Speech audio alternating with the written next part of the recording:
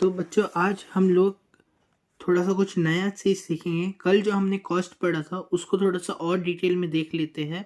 थोड़े थोड़े टॉपिक्स बचे हैं, उसको ख़त्म करके पीएल के बेसिक्स पूरे ख़त्म कर देते हैं और फिर नेक्स्ट वीडियो में हम लोग पीएल का एक क्वेश्चन करके बैलेंस शीट शुरू कर देंगे और उसके नेक्स्ट वीडियो में हमारा बैलेंस शीट भी ख़त्म हो जाएगा। ठीक है, तो सबसे पहले कॉस्ट का क्या चीज़ बचा हुआ था, तो हेडिंग डालो कॉस्ट का। तो हम लोगों ने निकाल लिया था कॉस्ट कैसा रहता है। तो अगर सर क्वेश्चन ऐसा आ जाए कि sales is equal to 10%, sales is equal to 10 lakh, okay, gross profit is equal to 25% of sales, तो हम लोग क्या करते थे, GP is equal to 10 lakh into 25/100, फिर इसको कट कर दिए, फिर कितना बचा 10,000 इंटू 25, तो कितना आंसर आ गया हमारा 25, 1 2 3 4, 2,50,000 हमारा आंसर आ गया। तो हम लोग ऐसा निकाल लेते थे। पर सर अगर क्वेश्चन ऐसा आए कि सेल्स 10 लाख है ना, और ग्रॉस प्रॉफिट निकालने बोलेगा 25% ऑफ कॉस्ट, अरे सर ये तो, अरे मतलब ये क्या हो गया, मतलब अब ये कैसे करेंगे, मतलब सेल 10 लाख है और ग्रॉस प्रॉफिट निकालने बोला है 25%, सेल पे नहीं कॉस्ट पे, अब कॉस्ट तो दिया ही नहीं है सर, तो क्या करेंगे। तो इसके लिए बच्चों एक टेबल होता है, वो टेबल को अच्छे से देखो और याद रख लो। तो सबसे पहले ये टेबल कैसे बनाना, आप ऐसा लिख देना, कॉस्ट लिख देना, ऐसा एक लाइन खींचना, सेल्स लिख देना, और फिर उसके बाद 100 लिखो। 100 का आधा कितना होता है 50, पासिंग मार्क कितने होते हैं 33 पासिंग मार्क होते हैं। फिर उसके बाद लिखो 25 20, ठीक, ओके लिख लिए। अब क्या करो, अब ये जो 100 है इसके साइड में लिख दो 50, 50 के नीचे क्या है 33 है, 33 के नीचे क्या है 25 है, 25 के नीचे क्या है 20 है, और एक नया चीज़ ऐड कर दो बस 16। अब क्या है 33 के साइड में लास्ट में 3 है ना, 0.33 लगा दो, इधर भी 0.33 लगा दो, और 16 के साइड में पॉइंट लास्ट में 6 है ना, तो 0.66 लगा दो। अब ये जो 100 है ये 50 के साथ इंटरसेक्ट है, मतलब एक दूसरे से इंटरडिपेंडेंट है, इंटरलिंक्ड है, ओके समझे। तो अब यहाँ पर अगर जैसे बोला है ग्रॉस प्रॉफिट 25% ऑफ कॉस्ट, तो कॉस्ट का 25% कितना होता है, कॉस्ट का 25% सेल्स में 20% होता है। तो ये बोलना चाह रहा है कि 25% ऑफ कॉस्ट का मतलब है 20% ऑफ सेल्स। अब सेल्स तो हमको दिया ही है, तो हम क्या करेंगे, simple GP is equal to 10 lakh into 20/100 कर देंगे, तो जिससे क्या होगा, ये कितना है 10,000 into 20 is equal to 2 lakh rupees, okay. तो ये फॉर्मूला याद रख लो, इसका स्क्रीनशॉट लो बच्चों अच्छे से और ये कर लो। चलो मैं एक और एक क्वेश्चन देता हूँ। अब मान लो ऐसा दिया है, cost is equal to 10 lakh, okay, gross profit is equal to 33.33% on sales. अब सर कॉस्ट का दिया है और हमको ग्रॉस प्रॉफिट सेल्स का निकालने बोल दिया है, तो कैसे निकालेंगे, 33% ऑन सेल्स बोला है ना, 33% ऑन सेल्स का मतलब है 33% सेल्स का मतलब है 50% ऑन कॉस्ट, ठीक है। तो 50% ऑन कॉस्ट है तो 10,000,000 इंटू 50/100, 0 0 कटा 0 0 कटा, कितना है 10,000 into 50 is equal to 5 lakh rupees, है या नहीं बच्चों, आसान है। तो ये फॉर्मूला याद रखना है, इतना स्क्रीनशॉट लो। अब सर आप मेरे को एक बात बताओ, अगर कुछ और वैल्यू आ गया, मतलब क्या, अभी हमारे पास वैल्यू क्या है 100 50 33 25 20 16, ये हमारे पास वैल्यू। अब इनको छोड़ के कोई और वैल्यू आ गया, मतलब मान लो 40 आ गया, 35 आ गया, या फिर 41 आ गया, है या नहीं, ऐसे अलग अलग वैल्यू आ गए, तो क्या करेंगे।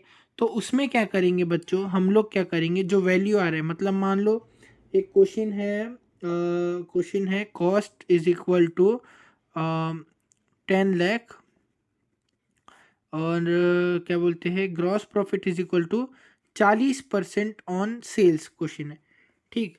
तो कॉस्ट ऑन सेल्स वाला क्वेश्चन है, तो अब इसको कैसे करेंगे सर, तो इसको क्या करना, आप लोग सबसे पहले 40/100 कर देना, ठीक, 40/100 करोगे तो इज इक्वल टू x/y लगा देना, आप लोग समझे। 40/100 करोगे इज इक्वल टू x/y कर देना। ठीक, ऑन सेल्स का क्वेश्चन है ये। तो ऑन सेल्स में क्या करना, इधर जो y किए हो उसमें प्लस x एक लगा देना। तो इसका मतलब क्या हो गया, 40/100 plus 40 is equal to x/y plus x, है ना।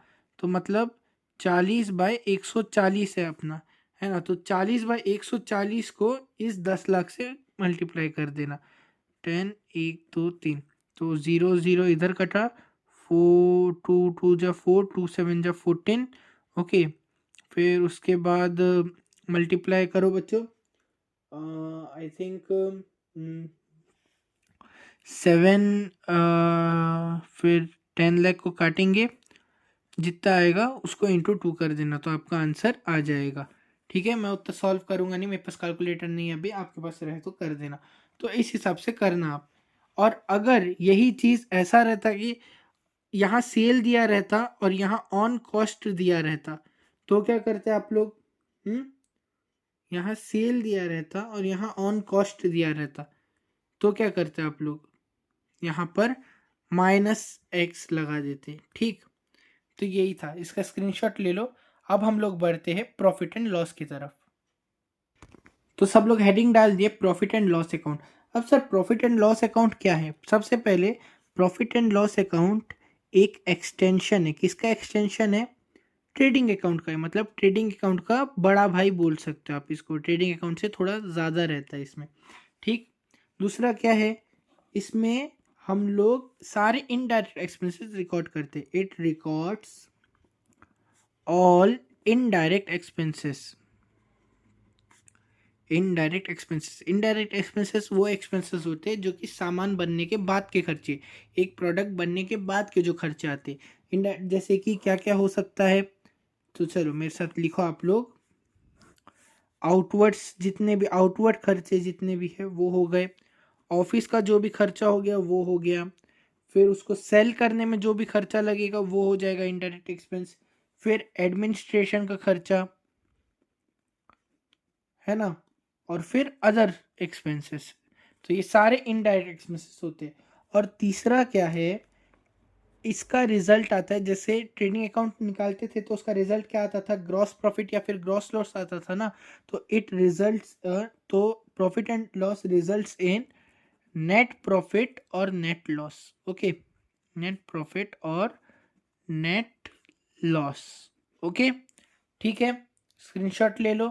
आओ अब इसका फॉर्मेट बनाकर देखते हैं हम लोग। ठीक है, तो सबसे पहले आप लोग हेडिंग डालो profit and loss account. Okay, ये फॉर्मेट है। ठीक, यहाँ पर डेबिट साइड, ये credit side, particulars amount, particulars amount, है ना। ठीक है, अब सर यहाँ क्या आएगा? सबसे पहले हम लोगों ने देखा था कि ट्रेडिंग अकाउंट में हम लोग का क्या आता है, या तो टू ग्रॉस प्रॉफिट आता है या तो बाय ग्रॉस लॉस आता है। तो अगर बाय ग्रॉस लॉस आया है तो हम उसको इस तरफ ट्रांसफर करेंगे। क्या लिखकर करेंगे? इधर करेंगे हम लोग टू ग्रॉस लॉस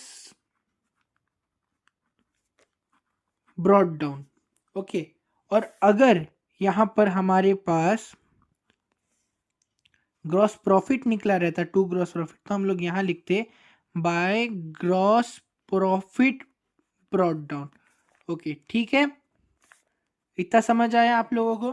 ठीक, फिर उसके बाद हम लोग सारे इनडायरेक्ट एक्सपेंसेस को यहाँ रिकॉर्ड करेंगे। टू इनडायरेक्ट एक्सपेंसेस, जो भी एक्सपेंसेस ट्रेडिंग अकाउंट कुछ जो आ चुके हैं वो एक्सपेंसेस को इग्नोर करके बाकी जो एक्सपेंसेस जो ट्रेडिंग अकाउंट में नहीं आए हैं वो सारे एक्सपेंसेस को प्रॉफिट एंड लॉस अकाउंट में लिखेंगे। सर मतलब कैसे कैसे एक्सपेंसेस? जैसे कि सेल्स का जो भी एक्सपेंस हो गया सेल्स करने में, या फिर जितने भी आउटवर्ड एक्सपेंसेस है वो हो गए, जितने भी एडमिनिस्ट्रेशन एक्सपेंसेस है वो हो गए, है ना। और अदर एक्सपेंसेस, जो भी जितने भी एक्सपेंसेस है सारे एक्सपेंसेस इधर आएंगे, है ना। ठीक, सर इनडायरेक्ट एक्सपेंसेस है तो इनडायरेक्ट इनकम्स भी होगा, तो बाय इनडायरेक्ट इनकम, जितने भी इनडायरेक्ट इनकम्स है वो सारे इस तरफ आएंगे। सर इनडायरेक्ट इनकम्स मतलब क्या है सर? जैसे कि हमारा मान लो कि रेंट रिसीव हो गया हमको, तो रेंट रिसीव ये इनडायरेक्ट इनकम है। फिर उसके बाद इंटरेस्ट रिसीव करना, है ना, इंटरेस्ट रिसीव हो जाना, फिर कमीशन रिसीव्ड होना, फिर उसके बाद डिविडेंड रिसीव्ड होना, फिर बैड डेब्ट रिकवर हो जाना, है ना। फिर उसके बाद जैसे हो गया कि कोई सेल ऑफ एसेट में प्रॉफिट हो जाना, एसेट बेस्ड है तो उसमें प्रॉफिट आना, profit on sale of asset, है ना। तो ऐसे सब जो इनडायरेक्ट इनकम्स है वो भी तो रिकॉर्ड होंगे। और फिर क्या करना है, फिर इन सबको प्लस करना है, इन सबको प्लस करना है।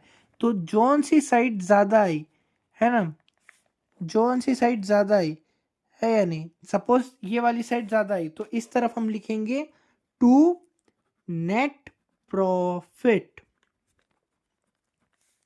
है ना।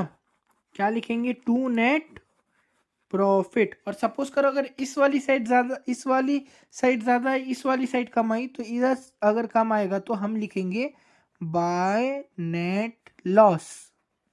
समझे? तो आसान है। अब हम लोग एक बार इसका एक प्रॉपर वाला फॉर्मेट भी देख लेते हैं। ओके, ठीक है। तो एक बार प्रॉफिट एंड लॉस अकाउंट का पूरा फॉर्मेट देख लेते हैं। सबसे पहले हमारा जो ट्रेडिंग अकाउंट का जो ग्रॉस लॉस या ग्रॉस प्रॉफिट आता है उसको ट्रांसफर कर देता है। अगर ग्रॉस प्रॉफिट आता है तो उसको हम लोग क्रेडिट साइड में by gross profit balance brought down करके लिख देंगे। और अगर लॉस आता है तो to gross loss brought down करके लिख देंगे। फिर उसके बाद क्या है, जितने भी इनडायरेक्ट एक्सपेंसेस है, ओके, मतलब जो सामान बनने के बाद के, जो प्रोडक्ट बनने के बाद के खर्चे आते हैं, जैसे एम्प्लॉय को सैलरी देना, ओके, फिर उसके बाद ऑफिस रेंट पेड करना, printing stationery, telephone expense, postage telegram, discount allow करना, इंश्योरेंस देना, ऑडिट फीस देना, फिर इलेक्ट्रिसिटी चार्ज देना, रिपेयरिंग का देना, डेप्रिसिएशन हो गया, एडवर्टाइजमेंट, कैरेज आउटवर्ड्स, देखो आउटवर्ड्स के खर्चे हो गए, बैड डेप्ट्स हो गए, फिर बैड डेप्ट का प्रोविजन बनाना, फिर कमीशन सेल करना, फिर उसके बाद बैंक चार्जेस हो गए, है ना, फिर इंटरेस्ट ऑन लोन हो गया, फिर उसके बाद loss on sale of asset हो गया। तो ये सब हमारे इनडायरेक्ट एक्सपेंसेस है। अब इनडायरेक्ट एक्सपेंसेस लिखे तो इनडायरेक्ट इनकम्स भी लिखेंगे। डिस्काउंट रिसीव्ड हो गया, है ना, कमीशन रिसीव्ड हो गया, बैंक में इंटरेस्ट मिल गया, रेंट रिसीव्ड हो गया, शेयर्स में डिविडेंड मिल गए, profit on sale of asset हो गया, है ना, loss on sale of asset debit होगा, profit on sale of asset credit होगा, है ना। फिर उसके बाद इंटरेस्ट अर्न ऑन डेब्ट डिवेंचर्स हो गया। ठीक है, फिर इसका पूरा टोटल करेंगे हम, इसका पूरा टोटल करेंगे और इसका पूरा टोटल करेंगे। फिर जिसका भी ये लास्ट वाला वैल्यू, जिसका भी सम ज्यादा निकलेगा, अगर ये इसका ज्यादा निकला है, अगर इसका ज्यादा निकला है तो हम लिखेंगे टू नेट प्रॉफिट, और जितना ज्यादा निकला है उसको बैलेंस निकाल के कर देंगे। और अगर इसका ज्यादा निकला है बाय नेट लॉस, तो हम लोग क्या करेंगे, इधर का, इसका ज्यादा निकला है तो इसका ज्यादा निकला है तो हम लोग इधर का बैलेंस निकाल के बाय नेट लॉस लिख देंगे। ठीक है, इसका